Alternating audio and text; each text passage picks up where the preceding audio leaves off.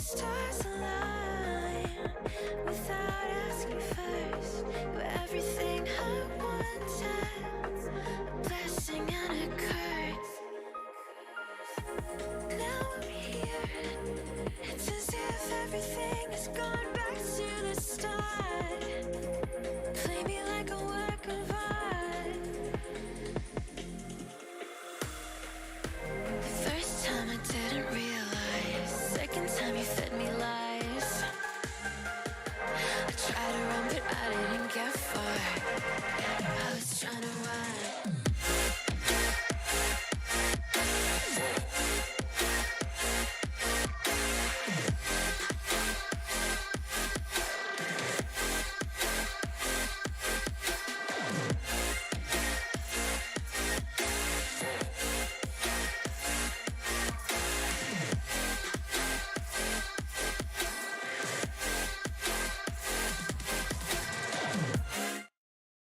Evening all, welcome back to the Pretend Pundits. Back for episode number 25. Sean, can you believe it? 25 weeks strong already. Madness, absolutely madness. Just for anyone confused, we just had to find the nearest person available to replace Aidan last minute. It was the closest lookalike we could find. They're the best board manager in the Premier League. What do you make of that? Evening, Ben Ray. Welcome in, dude. As always, pleasure to have you here. I completely forgot as well. We had 2 match weeks worth of football this week, Sean. We did? We did. But yeah, let's get stuck into it. On tonight's pod, we're going to do a quick talk on the Premier League, as we always do. Unfortunately, we've got to talk about VAR yet again. There seems to be just a bit of a madness going around with VAR. I'm sure, I don't know, I'm sick of talking about it. I vowed to never want to talk about it on this podcast again, but here we are. Kirsty, welcome in. Hope you're doing well. Return of the Frank, so the successful return of Frank Lampard, and another famous manager has returned and actually got a 100% record in the Prem. Stick around to find out who, and then we'll talk a little bit about what's coming up with the channel. So, Sean, let's kick us off, mate. First of all, before we get into any of this football business, how are you doing, mate? Yeah, it was good. Nice Easter break this week. I think I needed a good break from work, a 4-day bank holiday. Hopefully I'll be recharged, ready to go back to work and slog my guts out next week. Yeah, so if anyone's coming over from TikTok, we do have jobs, okay? I think we've had comments in the past, not a job in sight and all that sort of stuff. Yeah. Skills, welcome in, buddy. Pleasure to have you here. Lampard out already. Yeah, can't be off you there. I think you can have your say on the return of the Frank section of Skills. I'd love to hear what you have to say there. Right, Premier League review then, Sean. I have to say today's game, Arsenal versus Liverpool, was probably one of the best games I've watched this season.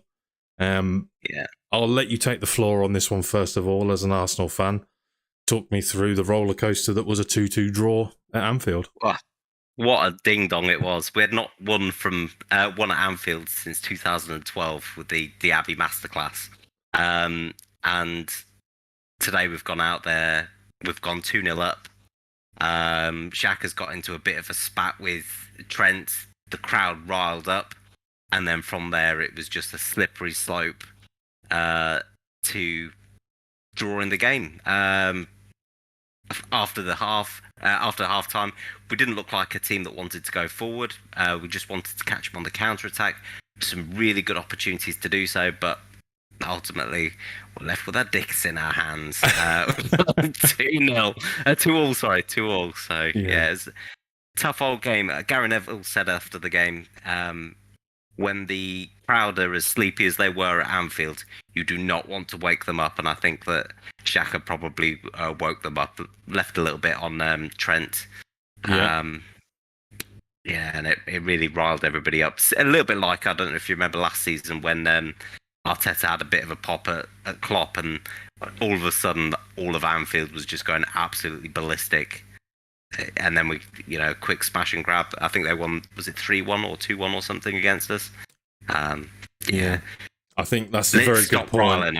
A good point by Gary Neville. You do not want to be waking the sleeping giants. I think following up to that, what did he say? He said that's the most fire and aggression I've seen from Trent in 5 years.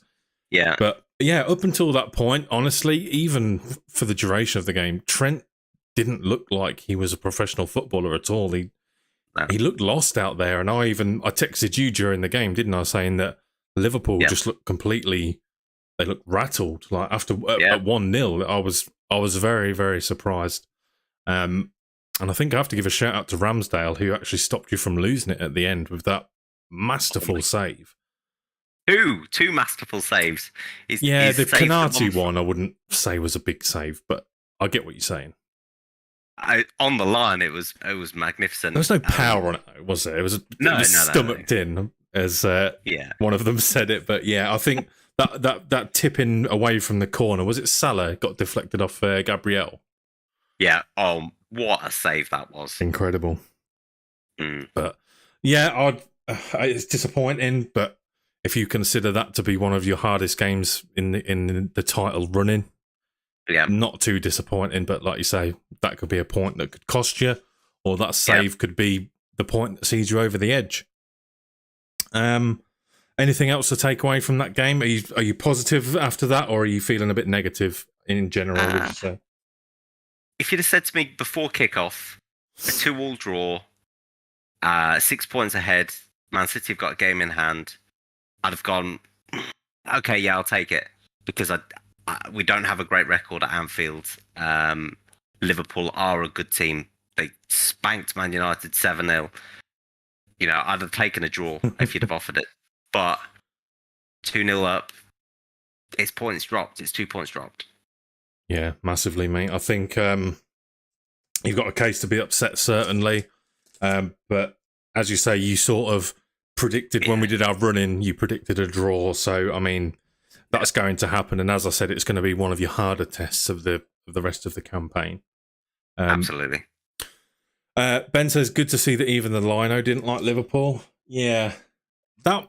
I don't know. I'd like to see more about what happened with that, but I think Robertson grabbed him first, if I'm not mistaken. Yeah. But I don't think that gives the linesman permission to go like that. Whether it was just an instinct, a reflex, I'd like to see what they make of that. Got a great take on that, actually. I think he's gone over to him with his big Scottish booming voice and like, hey, you wee bastard. And he's gone, Scottish guy, get away from me. Knocked him in the head. He's just imminently scared of what Robertson has to say. But yeah, Robertson gives off that sort of hard man image. But yeah, he acted. I hate seeing that sort of shit. Like, you know, that's what I say about Bruno. Like, no one would hate him as much as they do if he just didn't act like such a... Yeah. Just like a child, like petty. Like, even Martinelli, he had one today where I thought, mate, you're owning this game. You're owning that side of the pitch. You don't need to... He pretended that he'd got kicked in the face by someone. High boot.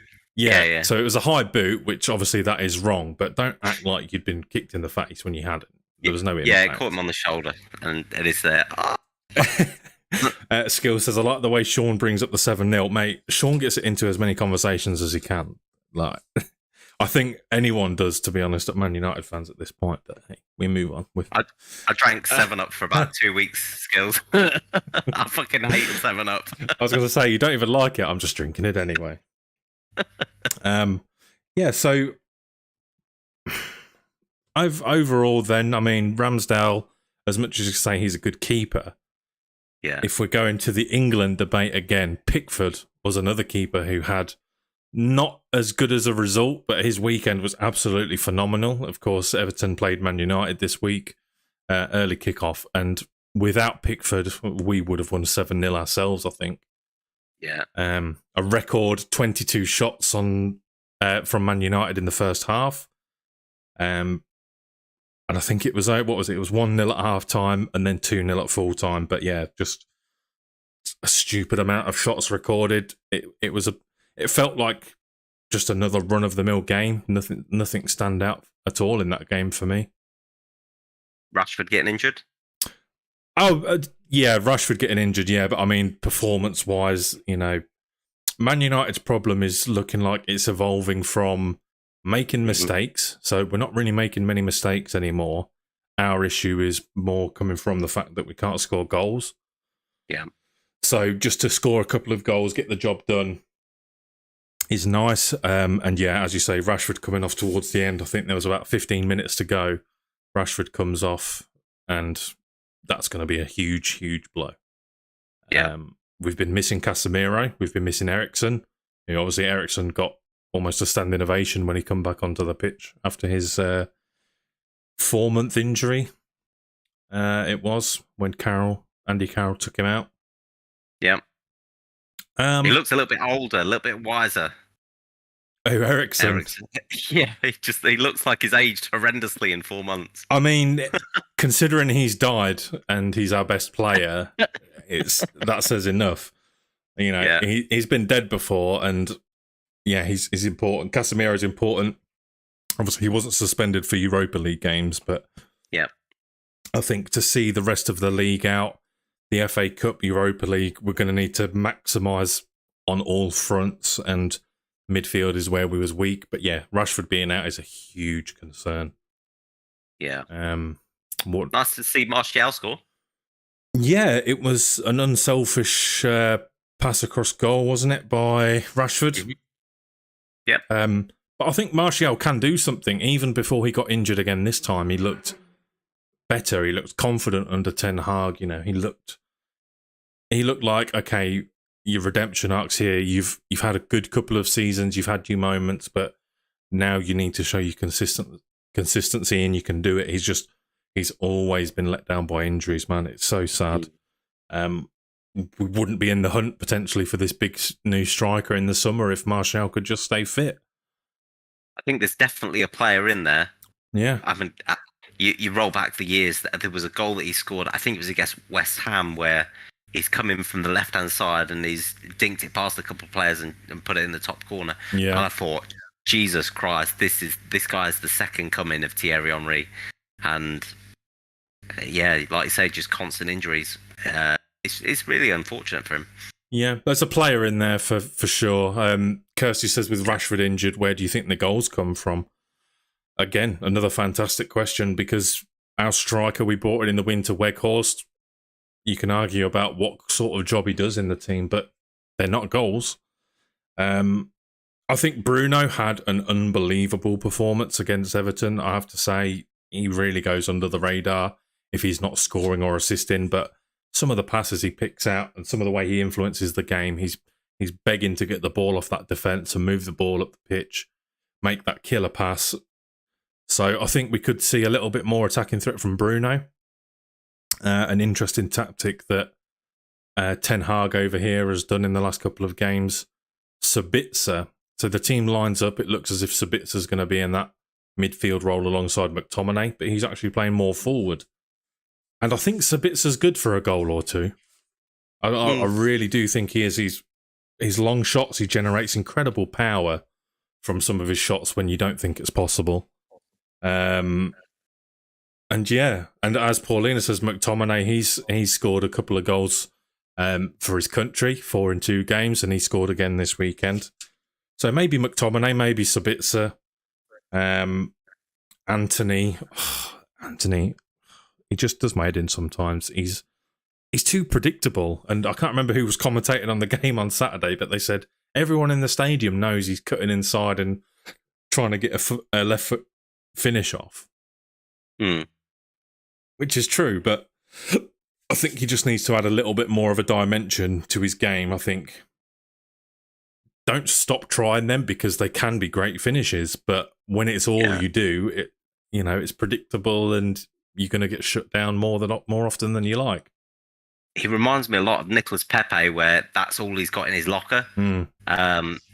Incredibly skillful, but once you lose all of your skill once somebody knows exactly what you're going to do, and if you're going to do it 9 times out of 10, all you got to do is just show them onto their weaker foot, and they're rubbish. Yeah. Mark Goldbridge made a really good point about him. If you look at his goals and his assists and his return in his first season, and then you compare it with Jack Grealish. Last season, I think Grealish got 3 goals and 4 assists, and he's up there with that, isn't he? Yeah. Maybe he just needs a season to adjust. I hope not. I hope this is the best that we're seeing from Anthony. No, I think just probably is the sort of it is the right word and it's not. I mean, he is good. Yeah. Like on the ball, he'll run at a defender when he needs to. He's been told he needs to improve on his defending and getting back, which he did stop a bit of a dangerous ball in at the weekend. I think what his problem is just that completely predictable ball where he'll cut inside. Yeah. Just work on it in training. I'm sure you're not incapable of working on. Just pull it forward and whip across him with your right foot, even if it's not accurate. It's a surprise. Yeah. You're probably going to be able to get a yard from a defender if he goes, "Oh, this twat's going to cut in." We know exactly what to expect from him. Just surprise him once in a while. Do you know what I mean? Like you do it with corners, you do it with set pieces, you throw in a bit of a curveball. Yeah, do it with that as well. Arjen Robben made an entire career out of using only his left foot, didn't he? Who? Arjen Robben. Well, yeah, there is that. So if he can be as good as Arjen Robben in his peak when he comes up, then why not? Yeah, what a play you'd have. I think Anthony has surpassed Grealish goal and assist tally for his first season already. I mean, yes, he probably has, but I think the point is there that when you're surpassing 4 goals or whatever it is, it's nothing to behold when you want to be part of a front three. Look at where Arsenal's front three are. I've said this a number of times now. They're all on 10 plus goals, several assists. That's where you want to be. That's where you want to be with your attackers. Not Weghorst on 0 goals in the Prem, Richarlison 0 goals in the Prem. This is where you're going to find yourself in trouble. Who do you think is going to score more goals, Weghorst or Richarlison? This season? Yeah. Well, in the Prem, they're both on for none. So, yeah, I think Richarlison. I honestly do. You think he'll get one before the end of the season? I think so. Yeah, new manager Son scored an absolute screamer at the weekend. So yeah, he's not been scoring. So he's found his shooting boots. Yeah. What else have we had this weekend? We had Aiden didn't quite make the Villa game, did he? No, I'll save Aiden to tell that story. But yeah, Aiden was meant to be blessing the stands of Villa Park, but he might have missed his train. Yeah. Today only, you've had an absolute thrashing for Leeds at their home stomping ground. Potential upset in the old relegation battle. Roy Hodgson, the number 1 manager in the Prem right now. I see Paddy Powerpot on their Twitter earlier that I didn't have Roy Hodgson turning Crystal Palace into a 1970s prime Brazil team for this month. That was unreal, to be fair. Like the goals were quite good from this afternoon. Yeah. I've not seen the full highlights, but yeah, incredible. Credit where it's due. It's looking like a bit of a justified decision from the Palace board at the moment. I don't know whether Patrick Vieira could have done exactly the same thing. Because he's had the chance to. Yeah, but he was playing against really good teams, and now they're playing against the Dross. And I think if you'd have given Patrick Vieira the chance against the Dross, he probably could have done things. Well, I mean, if you have a look at the reverse fixture from last year, it was 1-0 to Leeds. So, I know it's only one game, one team, one example, but again, it all comes down to Crystal Palace's record. I know he had the harder teams, but you go to even further back than that when they had a poor Chelsea team that they lost 1-0 to. They lost 3-0 to Palace. They beat Bournemouth. Draws with Newcastle. I mean, that is a tough game. I'll give them that. What else? Losing away to Everton. Only just scraping past Southampton. Drawing with Leicester. I didn't appreciate the sacking of Vieira, and I don't think many people did. 2 massive wins for Hodgson, though. But yeah, I mean, that's really what they're going to... Yeah, 2 massive wins. As you say, it's going to be lifting them into the right areas. We can actually have a quick check on the Prem table. So just ignoring that middle bit on the stream there. You've got the Prem table here. Crystal Palace, 33 points. So there is the gap now. You've got the top 11 teams and then the bottom 9 teams. Yeah. Starting to peel away from the rest of them in 33 points. 40 points is typically the safety zone. But that's all that matters at the end of the day. The Crystal Palace board, I don't know much about them, but safety is the game. And if they get that, it doesn't matter whether Feeling's got hurt or not, right? Yeah, Steve Parish is the chairman, isn't he? And he's always been quite patient with managers. Yeah. So I was a bit surprised, but bringing in an old face who knows a lot of the old players. I actually think that they played better today without Zaha than I've seen them play with Zaha for a very long time. All of their attackers were involved. At least what a player he is again. Yeah, I think is it Edward or Edward or something like that? Odson Edouard. Yeah, he's been there a while now, hasn't he? Yeah, but he was really involved in it today with them, with Ayu as well. The better of the two Ayu brothers.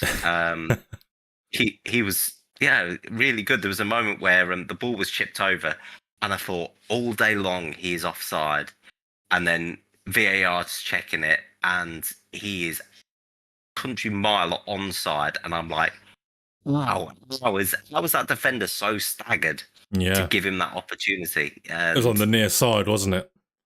Yeah.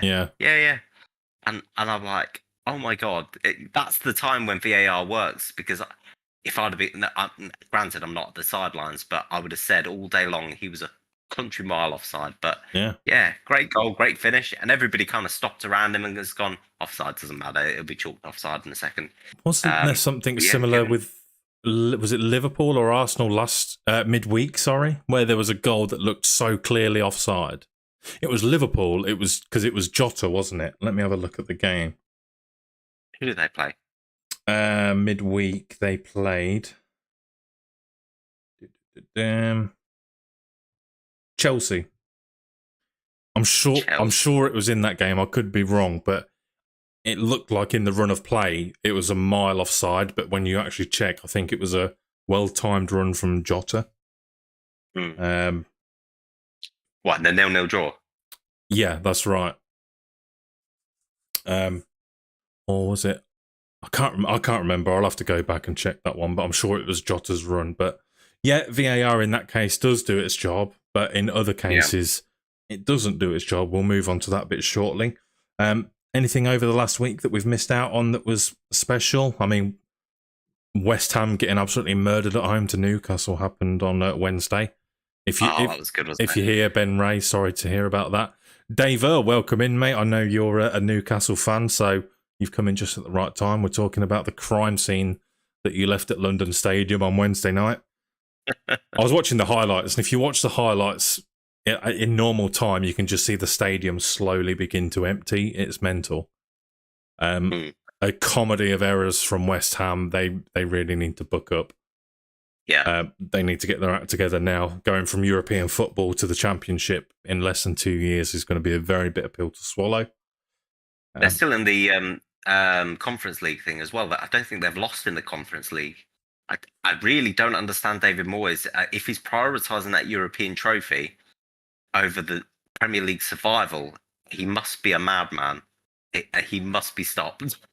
Yeah, I mean, it's too late. Surely it's too late to sack him now, right? Surely I mean, I know it's going to be a close race, and as the commentators pointed out during the Leeds game this afternoon, they said Leeds were stupid to ship so many goals, considering that it's so close at the bottom this year. It could be relegation could be decided by goal difference, you know? Yeah. I was at my in-laws today, and a lot of them are West Ham fans. And my brother-in-law was saying to me that West Ham are planning, if they go down, they're going to keep David Moyes. They genuinely don't want to sack David Moyes. And they're planning for possibilities of him going down and bring them back up again. Okay. It just seems madness to have the caliber of players that West Ham have and not be at least mid-table. It just seems, I mean, Lucas Paqueta, surely when they're signing Lucas Paqueta last season, they go, we're aiming for this position in the league. Mm-hmm. He's not coming for a relegation dogfight.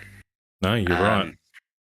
And I think the prize on offer for winning the Conference League is a place in the Europa League, isn't it? It's not even a place in the Champions League. So you're not really fighting for much. Like, the revenue can't be up there with the Premier League. Nowhere near. No. So what is the point of, if they are prioritising the Conference League over Premier League survival, what are they doing? Yes, it'll be great to win a European trophy, but it'd be far greater, like you say, in terms of revenue for the club, for the attraction of players. Mm-hmm. I can't think of any team that has gone down to the Championship that's played European football. Did Portsmouth do it when they went down? I think. Did they win the FA Cup? I think they might have done. I'm sure there was an occasion where Southampton did that as well. Did they? I know Southampton played European football, but they were definitely in the Premier League when they did it most recently. Yeah, that'll be a good one to look into. Teams getting relegated and playing European football. I'm sure there was an occasion in recent history where Southampton did it, but yeah, a quick look at West Ham's running then. As Ben says, big win yesterday against Fulham. Fulham have sort of self-destructed on their chances of European football, I think. Which is a shame because I would have liked to see a new face in it, but new faces. Aston Villa could be back in European football very soon. So yeah, Europa League games aside, their Premier League running, Arsenal at home, Bournemouth away, another fighting team, Liverpool at home, Palace 100% unbeaten under Roy Hodgson away, Man City away, Man United at home, Brentford away, Leeds at home, and Leicester away. So they've got 6-pointers with relegation candidates, and then they're against big teams in City, United, Arsenal. So I'd be worried, but Fulham, that's the win that you need to get. They're the must-win games. You need to beat Bournemouth, you need to beat Palace, you need to beat Leicester, and hope to pick up a miracle draw against others. I don't want to see West Ham go down. They're not a team I particularly have any grudges against. I'd much rather see, Leeds go down. Everton. Again, Everton, I'm not really bothered. I think they've got a good atmosphere for a Prem team. The fans seem genuinely heartbroken at what's happening to their club, and rightly so. But yeah, I don't know. I just can't see the fight and the ambition. They're 3 points away from the relegation zone now. Yeah, make it make sense. It doesn't make sense. Yeah, I mean, honestly, you can't spend 30 million on a striker and 30 million on a midfielder, maybe even more. I can't remember how much better cost. 60 million on 2 players and be fighting for relegation. I know Forest spent, was it like 140 million or something this season? Yeah. But they genuinely needed players. To Forest, you can give them a bit of a buy, but West Ham, you can't spend that kind of money and still be fighting for relegation. It's either the wrong money, the wrong manager, or something fundamental is wrong at the club. They've got the London Stadium. Their outlay is minimal compared to the other clubs in London. They're having to buy new stadiums, they've got the London Stadium for a pittance. Surely it was more to kick on from Europa League to move on a bit more forward, Yeah, absolutely. And the only person that I can think of, the only thing that I can see is wrong there, is they don't have their tactics or squad right. And that sits with David Moyes. And I'm absolutely baffled that they haven't sacked him yet. Yeah, I think it's too late now. If they've got plans to stick with him throughout the Championship, if they're planning for that already, then that's the same. Same with Steve Cooper as well. There was a lot of speculation that he was going to be out for Crystal Palace manager, old manager Vieira coming in, and then they come out and said, no, we're sticking with Steve. Yep. And everyone was happy with that. United we chant, welcome in. Wigan played European football whilst in the Championship after getting relegated and winning the FA Cup. There you go. Lovely fact there. Thank you very much for that. Good shout. And Tom's, welcome in, dude. Hope you're doing okay. Okay, we'll try and make this one as quick as possible. We're going to have a quick talk about VAR. Where do we even start with this one? Brighton robbed. Yeah, Brighton robbed. You're not wrong at all. Immediately after being drawn my attention to the Brighton Tottenham game, 2 massive calls in that game, which cost Brighton a point or 3. Matoma, a handball, which wasn't a handball, and then a penalty. Was it a Højbjerg foul in Matoma? Yeah, and that was the clear and obvious one. That wasn't the one that the PGMOL have apologised for today. That's it. Again, because was it Brighton earlier in the season that also got another poor decision against them. This is the second time PGMOL have apologised to Brighton, isn't it? I can't remember. I know that We talked I know about they the apologised incidents last. on here, but I'm sure this is about their fourth official apology of the season to a Premier League team, and apologies aren't good enough. Yeah. I'm sorry, but so much is on the line for these teams. There's nothing to be said about this that hasn't already been said.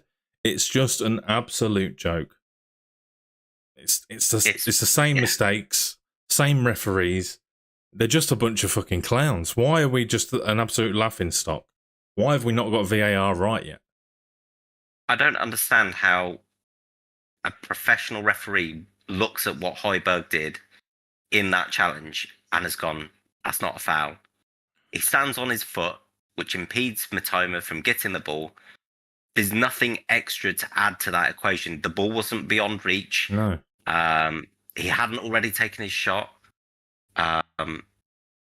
The only thing that was important in there that he put his foot on Matoma's foot and stopped him progressing. I don't understand if it's a training error. If maybe it's that the referees in the studio or in the stage room don't know how to use the equipment. That's fine. Get somebody who knows how to use the equipment and shows them how to do it, or even looks at those angles for them. Yeah. I don't understand how professional referees miss that unless there is a hidden agenda. And I don't want to get my tinfoil hat on, but it happens so often in the Premier League, and it feels like a bit of match fixing or spot fixing or whatever.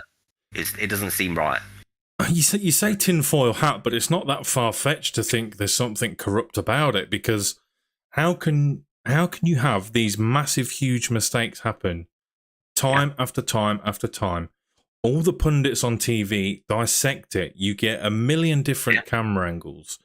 You get reviews, you get training, you get time away from the game. These referees are professionals in one of the most expensive sports in the world, and they still can't get it right. It's frustrating. If the pundits and the commentators are watching it in real time and making those comments whilst the match is still being played, and VAR is looking at it and it goes, no, that's not a penalty, and you've got every single commentator and pundit in the studio that is all at the same time. I don't know if you saw Chris Sutton's reaction whilst it was live. No, I didn't. How is a professional referee going, that's not a penalty? Mm-hmm. It doesn't make any sense.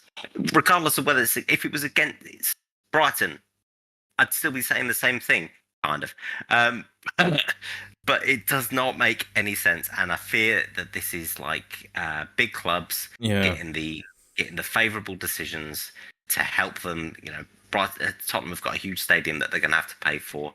They keep spending money like it's going out of fashion, sacking managers. Maybe there's an element of that in there. Of course, I mean the two managers got sent off as well, didn't they? Yeah. So I don't know. I just feel something somewhere is not right, and somebody's being paid to make these decisions. Kirsty asks a good question. What do they do to make it right, or what should they do? I think just from hearing expert opinions on this, I don't claim to be any expert on the subject at all, but it seems to be a culmination of two major things. One, that the referees are people that haven't played football. They're just purely referees. And two, they're now over relying on VAR, and the game is getting to the point where they're trying to make it so pure and so right and so robotic. It's just taken a lot away from the referees. Like, the referee now knows, here's where the problem always happens with VAR. So if I don't explain this very well, I know you're not all too familiar with football, but I'm sorry. What can happen if there's a controversial decision, like a penalty or a card or a handball?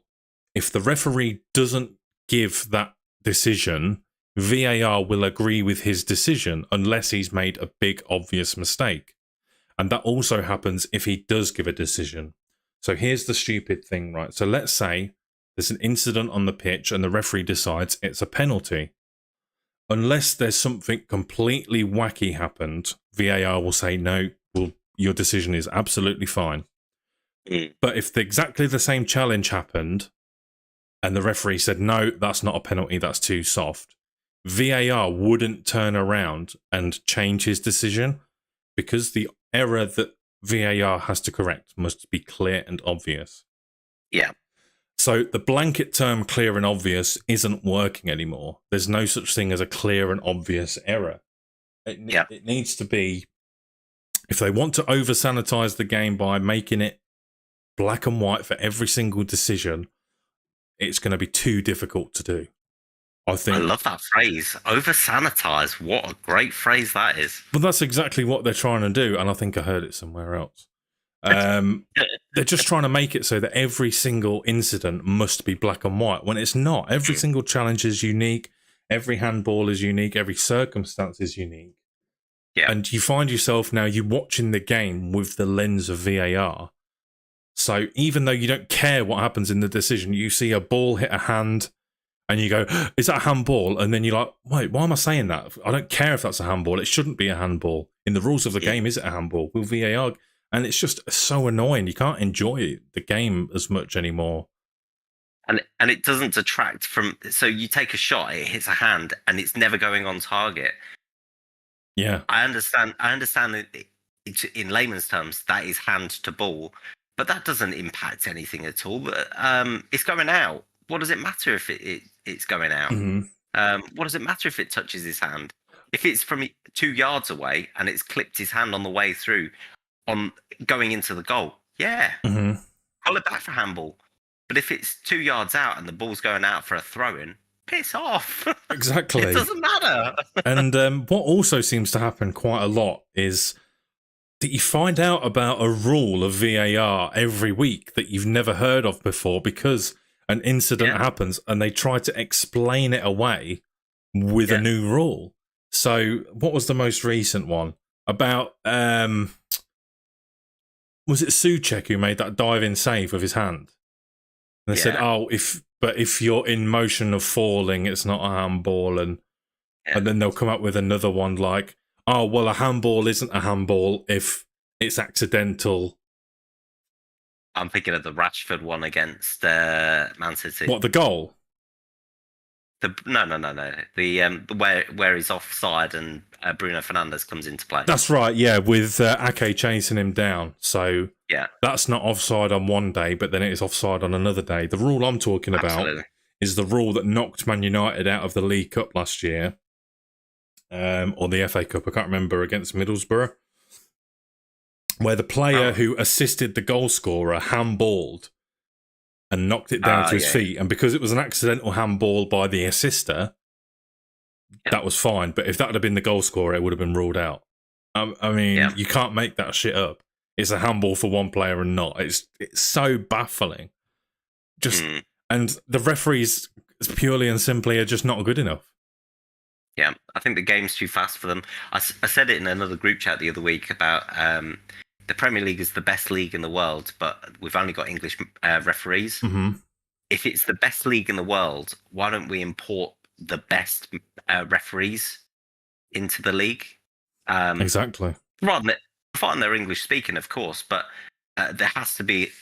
I mean, I see one of the Villarreal players moaning yesterday saying that there's been over 100 red cards in the in La Liga this season, I believe, and we have nowhere near the same red cards. So saying, is that league more strict or are they more dirty? It kind of poses the question. But if you have the best referees in the world all playing in the Premier League, refereeing in the Premier League, they typically won't have a footballing allegiance as well. And maybe they won't be in the same social circles. So maybe they're less open to not to say that they are match fixing, but they may be less exposed to that kind of thing. Everybody knows that. Who's that referee I was on about yesterday? And he's a Newcastle fan. Oh, Michael Oliver. Michael Oliver, yeah. Everyone knows he's a Newcastle fan. So if Newcastle are in for the hunt, let's say 2 years' time when they're out of their Richard Dunn stage, and they're challenging for the title, and Man United are also in that same position, and he's refereeing a Man United Man City game. Who's to say that he doesn't side with one of those teams, or whichever one suits Newcastle more? I think that's clutching at straws a little bit for the referee, but I think from the VAR side potentially, yeah. I think I don't want referees in the VAR who don't have any influence on the game. Yeah, faceless as well. They're typically faceless. You don't know who else is in the studios typically. Yeah, I think for VAR, again, Ben, you've made the point before as well about rugby. Far more rules, players getting involved. It's been working seamlessly for 2 decades. There's a lot less confusion around rugby and the rules. They know the rules, they respect the ref, but there's so much inconsistency in football. I can give several examples of one decision that's gone for one person and one decision that's gone differently for another week to week. Yeah. They come out at the start of the season and say, right, simulation, diving, we're not having it anymore. We're going to give a yellow card for every simulation. It happens on week 1, and by match week 2, it's forgotten. One ref might give one might not. They have this new rule where if the players surround the ref, the third player to approach the referee is going to get a yellow card.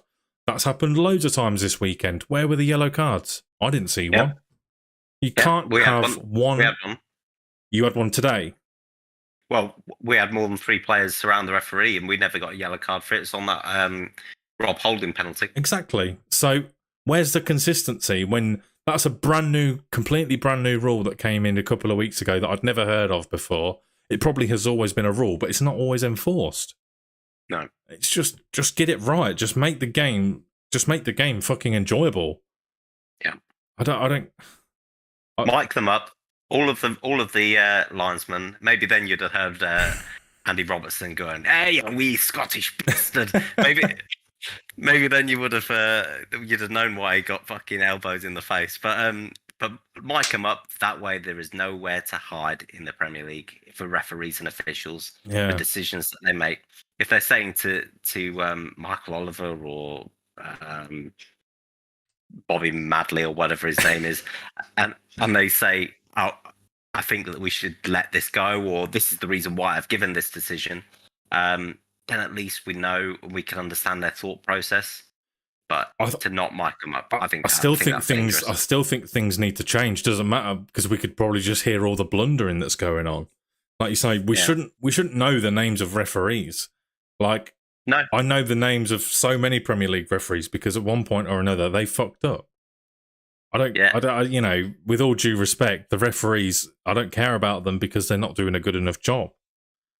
Mike Dean, one of the most famous referees, he's famous for the wrong reasons. Yeah. Just, I don't know. I don't know how to fix it. You hear the likes of Gary Neville and others say that it's people who've been involved in the game should play more of a part of it. I've got no problem with that, but just make it work. I've always been a firm believer that VAR needs to happen ever since the goal that was never allowed, Frank Lampard in the World Cup. I've always believed we've needed stuff like that. We've needed technology to aid the game to make it fair, and VAR should be here so we're not asking questions after the game. There's no incidents, there's no arguing. It's just right, and we can't get it right still, and it's just going to continue to be wrong until it gets fixed. I don't know. I can't say any more about it than that, but yeah. Ben Ray asks a good question. I did hear this one spoke about. Do you think a system like tennis or cricket would work where you get 3 reviews per game? Personally, no. Because I don't think so. You'll find yourself in a position where you're 1-0 up at home to Stoke, or Stoke are 1-0 up at home to you, and they're just going to use their 3 reviews or whatever, waste time. It's just another interference of the game that I just can't see working. I think it should be the referee on the pitch only. There shouldn't be anyone talking in his ear apart from his linesman. He should have access to the monitor, and if he is not sure about a decision he's made, he goes and reviews it on the monitor. No one else says, this is the decision, this is what happened. Referee the game. And if you're not up to that, fuck off. Yep, That's it. And mic 'em up. And mic 'em up. Absolutely. Quick one then. Return of the Frank. We'll move on from VAR. I'm sure there'll be another apology from PGMOL next week, so we'll talk about that then. Return of the Frank, an unsuccessful return to Chelsea from Frank Lampard on his debut.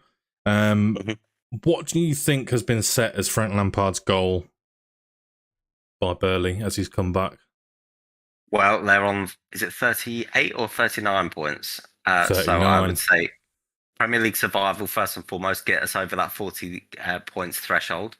And then have a real go at the Champions League. Put all of your eggs in that basket. Frank, last season, was it last season he got sacked? Or was it the season before he got sacked? And Tuchel picked up his Champions League campaign and won it. Yeah, last season. Was it last season? No, season before. Yeah. Season before. Interim managers. I watched Frank's interview when he got taken on the second time, and they mentioned Di Matteo's win. He was an interim manager, and he won the Champions League. And you may remember him going up the stairs and saying to Abramovich, "I want this job." Yeah, and they gave him to the job. He didn't do very well after that, and he got sacked shortly after anyway. But imagine if Chelsea beat Real Madrid. I predicted it. Well, imagine if they do, and they go on and he wins the Champions League. What vindication does Frank get for that? Maybe he'll lose a few games and hopefully loses the game against us, but it'll be great. What a fairy tale it would be for him. Exactly, it'll be a fairy tale because it won't fucking happen. I don't think he's the right man for it. I think it's maybe he's just there to kind of bring good vibes. Maybe teach his son Mason Mount how to play football again. It wasn't on the starting lineup. Was it not? But I think that maybe Antonio Conte would have been a better choice. But he is a short-term manager, and maybe he would have got the best out of the team going for the next 3 months or so. I don't think he'd have been an option, though, do you? I think he would have. I think Frank was the only option. That's why I think he's there personally. There was rumours that Luis Enrique had an interview with Chelsea during the week. Oh, I believe that they had the talks, but that's probably to take over at the start of the season. Yeah. It's too late to get a full-time manager in now, surely, right? Yeah, and not only that, but you've got no time to train them, to mould them, to make them into the team that you want them to be. And anybody that comes in between now and the end of the season that's going to be a full-time manager will be stained with the season beforehand. So whoever they get rid of, whoever they sign at the end of this season will have 8 weeks of training, pre-season friendlies, kind of builds and moulds that team into exactly what you want them. I mean, at the moment, 100 mil for Mudryk, and he looks absolutely dog shit. Yeah. I don't know if that's a bullet dodged or whether they're not getting the player that he can be. I think they're not getting the best out of him. I think he's going to be a hell of a player. Yeah. If coached right. Did you see that ball that he got played through against Liverpool the other day where he just put it straight at the keeper? Yeah. Yeah, absolutely. He's quick. He's got ability. He's just not confident. He's joined a team. He's getting all these questions asked. He's new to the English game. I think Mudryk could be a hell of a player. He just needs to be coached right. I think Chelsea could be a hell of a team. Look at all the talent in there. Just lacking a striker. And I think that with a striker in that system... Even without a striker.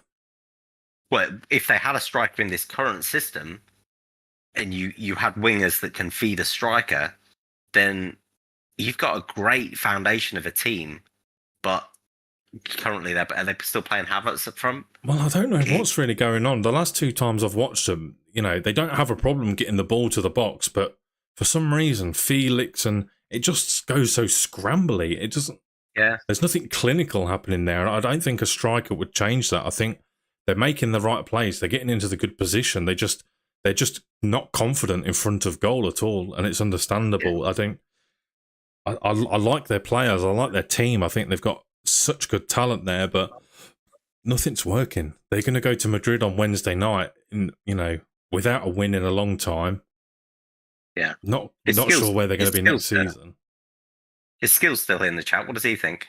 Yeah, be interested if you are still there, Skills. Let us know, mate. What do you think is going to happen Wednesday night?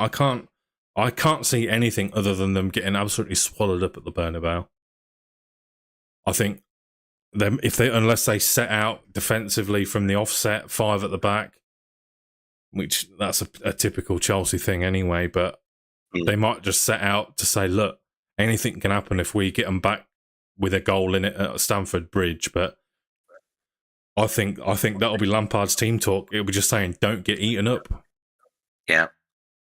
Because that's what happened with Liverpool and in the first leg, and it was over before it even got to the Bernabeu in the second leg. So, yeah. He's in there, pizza parties and good vibes. That's all he'll be doing. Well, that's it. Sometimes that's all you need. But yeah, you're not going to get your full-time manager. I think they could be a real team if they get all of their talent working together. But the team's in disarray. No one knows where they stand. There's all these new faces. There's no chemistry. They're on their 3rd manager of the season. So yeah, it's disarray for Chelsea at the minute. I think Lampard's not. I don't think he's got anything to do there. Yeah. Like you say, a sniff of a Champions League. It's nice to be in there. It's a free holiday to Madrid for him on Wednesday, but that's the limit. They won't beat Real Madrid over 2 legs. I'm sorry, but if anyone thinks differently, I'm prepared to wager it. But I can't see Chelsea getting through in any scenarios. I'd love a little counter in the bottom right-hand corner. Maybe we'll work on it after, like the amount of times that Frank Lampard started. And yeah, terrific. No, seriously. I love it. I love it when he does that. He just turns serious out of nowhere. Yeah, that is great. Yeah. So yeah, we'll have a little look forward then to the midweek games. Man City versus Bayern. That's going to be a tasty one. I'm definitely going to be watching that. Yeah. Benfica Inter. Again, that's a bit of a dead one. And then Real Madrid Chelsea on Wednesday. Thursday is the big one, the competition, the biggest European competition of them all, the Europa League. Who's got the better theme music, Champions League or Europa League? Oh, the Champions League all day long. I don't know. Europa League's catchier though, isn't it? Like the Champions League is just iconic. It makes you feel, it gives you tingles, but the Europa League song is just a vibe. Just remind me, the Europa League, how does that one go? Go on YouTube and type it in, you'll see. But it's a bit funkier, isn't it? It's a bit more in your face, whereas the Champions League one is a bit more old and traditional. And what's got my earphones? But yeah, West Ham, of course, against the mighty Ghent of Belgium. Yeah, who's in that even? We haven't been keeping up with it because it doesn't bother me at all. I'll probably be bothered about the final. Has West Ham got Ghent? Is it Ghent or something like yeah, Genk, sorry. Ghent. Genk. No, it's Ghent. There is a Ghent and a Genk in Belgium, for anyone who doesn't know. I will be very impressed, without looking away from your camera now, if you can tell me the other 6 teams left in the Conference League. Exactly. No one fucking cares about this competition. There's another Belgian team. I have no... Charleroi? Anderlecht. Anderlecht. There's a Dutch team. Here, no. Feyenoord? No. They're in the Europa League against Roma. AZ Alkmaar, of course. How could you not mention them? A French team. Marseille. Nice. Classic. A Swiss team. Dijon. No, Basel. Cool. Italian team. Lazio. Fiorentina. And a Polish team. You got to get this one. Warsaw. It's Lech Poznan. Yeah, great question from United We Chant. Who have Arsenal got in Europe? Oh no, they went out, didn't they? Starboy Martinelli. Didn't he miss a penalty in this shootout? He did. Yeah. He put it straight on a plate for the goalkeeper. Yeah, I thought he did. Yeah, it's Easter. We're putting all our eggs in one basket. The team that beat Arsenal in the Europa League are in the Cristiano Ronaldo derby. Sporting CP versus Juventus, who we're going to play the winners off if we beat Sevilla. United, we chant. What do you think, mate? Do you think we're going to get past Sevilla? I think revenge is on the table. What I also didn't realise is Feyenoord versus Roma is a replay of last year's Europa League final. Is it? Wait. Last year's Conference League final, I mean. Where Mourinho took the title. Chavi Show, welcome in. Skills, Frank, out. Skills, you just missed. We was asking you, mate, what do you think is going to happen on Wednesday night at the Bernabeu? Be honest. I've got faith in you. That just about concludes it, mate. What are you excited for this week? What fixture are you going to be keeping your eye on the most? Got to be Man City, right? Man City, Bayern Munich. I don't know if Cancelo can play. Is he cup tied against? Because sometimes you see players that are going out on loan that can play against their parent club. I don't think that applies in Europe. No, that'd be quite nice to see Cancelo get one on Pep. I remember Dalot played against us in the Europa League, and we typically do have the parent club clause when we loan players out, but I don't think it applies. I could be completely wrong. So if anyone knows, let us know. If anyone knows, let us know. Hey. I'd quite like to see Bayern smash Man City in this game so that they put all their eggs in that basket for the next fixture and then ignore the Arsenal match on the following weekend. No. Surely you want Man City to be in it for both games, right? You want gritty 1-1s in both and extra time in the second leg. Yeah, why not? We'll do that. I think they're going to be good games, personally. I think I've said it from the start and I will still back it, not because I'm biased, but I think it's going to be a Bayern Munich win, no matter how that happens, because of the second leg being at home. Yeah. I think that home game second leg is a huge advantage for any team. And Bayern, of all places, to go for Man City, Bayern Munich have got a real good chance of winning the first leg. And they'll be in trouble. But Pep can surprise us. Who knows? United will beat Sevilla. Semi-final could be trickier, but we will end up with more trophies than Arsenal. Wow. That's a bold prediction. That is a very bold prediction. Well, you already got one trophy, so... I was going to say, we can't finish on less. Yeah. Well, maybe we'll match it, but I think you boys will win the Europa League, to be fair. I think you're the strongest side out there. Yeah, I think you make a good point about the semi-final being trickier. Just based on what I've seen, I think Sporting are going to breeze past Juventus. I think it wasn't for Arsenal looking bad in their games. I think it was just Sporting looking really good. And I never thought I'd be saying it, but I'd prefer to play Juventus in the next round because they feel like the easier of the two teams. Yeah. And the manager they've got has been likened to Jose Mourinho as well for like his tactical approach to games. So it was a really tough game against Sporting. We weren't crap. We were crap, but it wasn't just that we were crap. No, I get that. Skills says, I don't think the players are comfortable playing under Frank and, to be honest, happy with a 0-0 first leg. Yeah, that's what it is, mate. I think it's just he's just there to steady the ship, to fill a gap while you secure a new manager. I can't see him being beyond that anymore. It's just anything that's that he can get as a bonus at this point. Just see the season out and do your best, and that's all you can do, isn't it?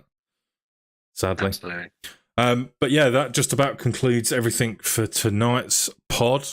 Hopefully Aiden will be back again in full force soon.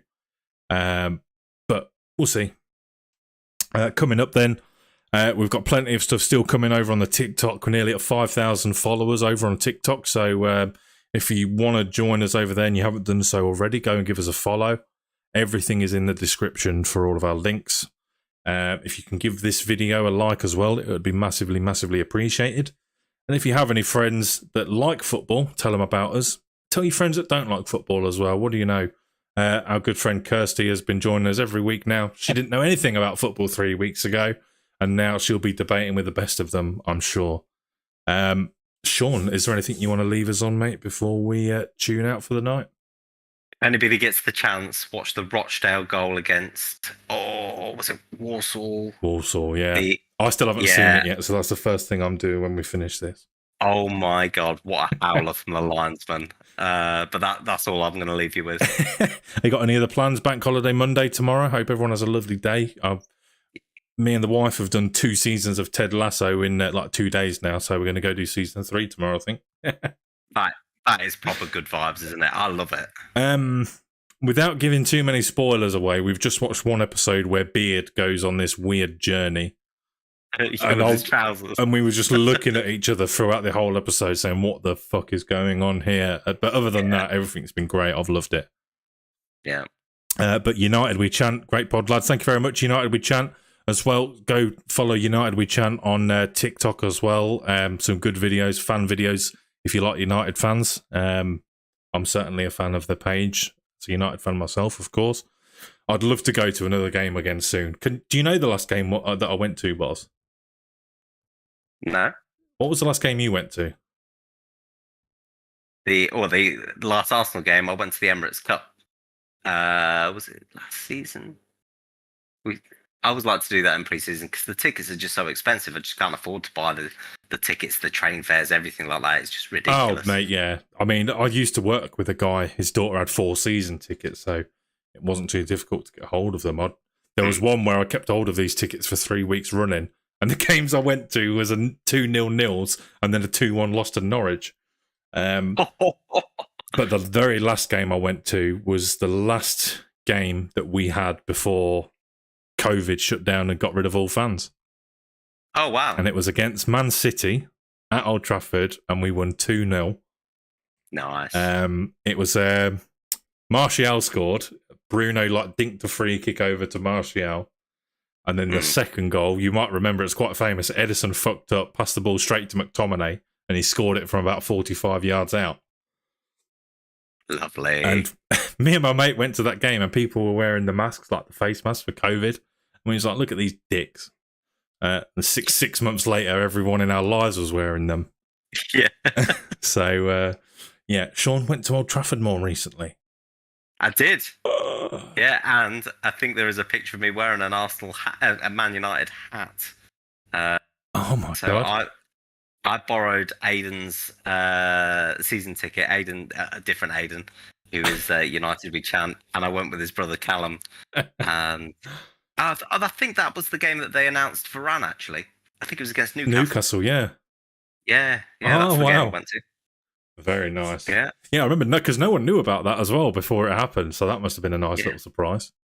I must say, the stadium was incredible. The pitch, the vibes. I know everybody says that Old Trafford is a bit of a dump. On the outside, don't get me wrong, it's a bit of a dump. And it's in Manchester. But inside, it is the theatre of dreams. It does look incredible. What a game. Mm-hmm. Lovely.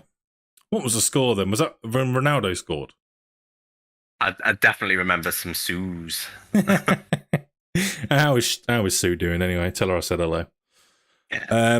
Right, lovely. Thank you very much for everyone for being here. United We Chant, Skills, Chavi, Kirsty, Ben, Toms, Dave, Sam, Paulina, and anyone else who I missed. I'm sorry. Love you all. Stream Elements, the chat bot, keeping things popping. Check out all the socials, guys. We'd love to have you over and seeing us on our other things that we're doing. And yeah, we'll be back next week. Hopefully, what we'll be talking about next week. Who have we got next week? Forest. We've got the 4:30 game next week, and you've got West Ham. Yeah. So Super Sunday. Plenty to talk about next weekend. Got a video coming out on Wednesday. That's our Scary 11. Of course, yeah. We're still doing our combined 11 series every Wednesday at 7 o'clock. I think they're coming out. A combined 11 of different subjects. So we've got a Scary 11 coming. And then after that, we've got a Bizarre Transfer 11, which we've recorded today. So very exciting. Yeah. Very strange. Yeah. Right. Off you get, guys. Enjoy. Go and eat the rest of your Easter eggs. Go and get a cup of tea. Relax for the evening and get ready to enjoy Bank Holiday Monday. Cheers, Sean. Thank you very much, mate. As always, a pleasure. Cheers, mate. Take it easy. Guys.